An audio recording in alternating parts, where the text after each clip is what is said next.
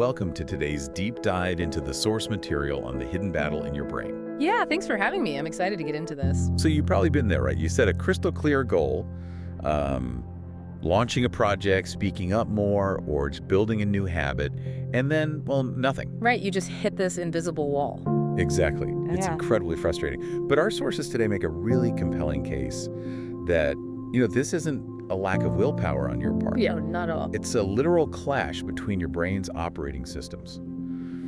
Okay, let's unpack this. If our rational minds are so smart, why does our subconscious sabotage us so easily? Well, that clash usually happens because we just fundamentally misunderstand the architecture of our own minds. The research relies on this classic horse and rider analogy. Okay, I love a good analogy. Yeah, but let's ground it in actual biology to see why it matters. So your conscious mind, the rider, is essentially your prefrontal cortex. Which is the logical part, right? Exactly. It's logical, it's future-focused, deliberate, but it gets fatigued really easily. Oh, sure. And then the subconscious, the horse, is driven by older parts of the brain, like the basal ganglia and the amygdala, powerful repository of instincts and, past experiences and ingrained habits. Okay, wait. I have to push back here right out of the gate. Sure.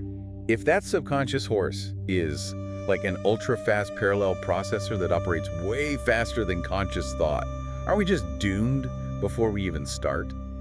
It definitely feels that way sometimes. Right. I mean, if it triggers a behavioral response before you even realize it, how can you possibly steer something that reacts before you even know it's moving? Well, what's fascinating here is that this is the exact reason brute force willpower fails.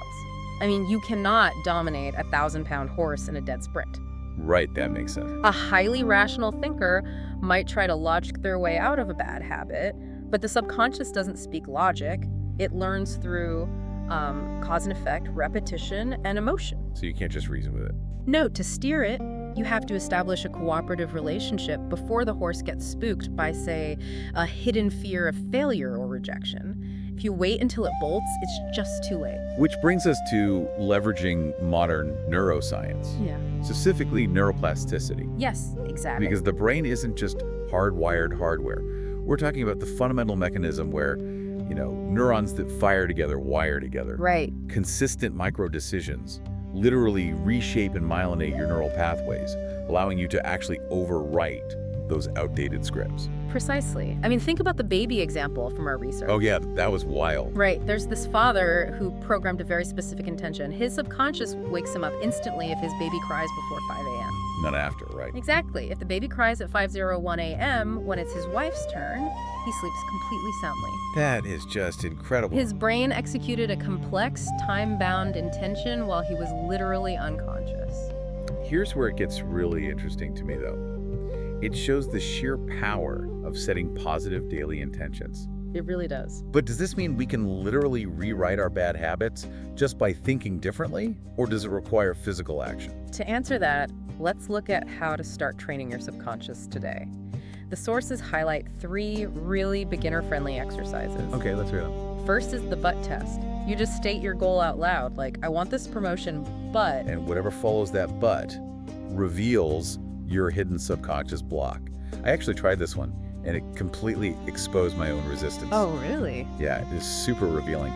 What stands out to you, the listener, about these techniques? Like, diagnosing it is great, but how do you stop the horse in the moment when it starts to panic? Well, that's where the second exercise comes in, which is pattern interruption. Pattern interruption. Yeah, when you feel that resistance, you just pause and pick one tiny, different physical action. Like just standing up or taking a breath? Exactly. It physically disrupts the automatic neural loop and forces the brain off autopilot. And then, to pre-train the horse so it doesn't panic in the first place, the third exercise is a 2-minute daily visualization practice. Just 2 minutes. Just 2 minutes.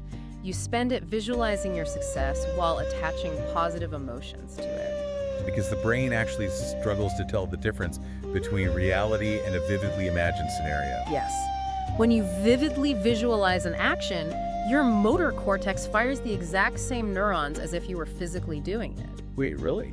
Yeah, you are physically thickening that neural pathway without even lifting a finger. It safely proves to the brain that the new pattern is familiar. So what does this all mean? If you're listening to this, you've probably tried sheer willpower to force a change. and you know how exhausting it is. It's exhausting because it's a constant fight. Right, but by understanding this, you don't have to fight yourself.